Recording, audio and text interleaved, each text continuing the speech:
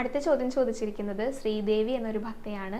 ഗോപിക വസ്ത്രാപഹാരി ആയിരിക്കുന്ന കൃഷ്ണൻ, അതുപോലെ തന്നെ ബാണാസുര യുദ്ധം എന്നീ രംഗങ്ങൾ ഏത് കൃഷ്ണനാട്ടം കളിയിലാണുള്ളതെന്നാണ് കേട്ടോ ചോദിച്ചിരിക്കുന്നത്.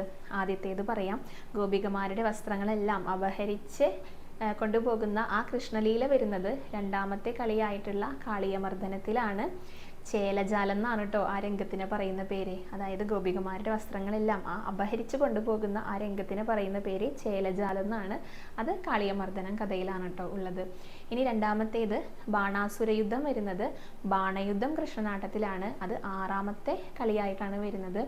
ബാണന്റെ ഒരുപാട് കൈകളുള്ള ഒരു വ്യക്തിയാണ് ബാണൻ. ഏകദേശം 1000 കൈകളുണ്ടെന്നാണ് പറയുന്നത്.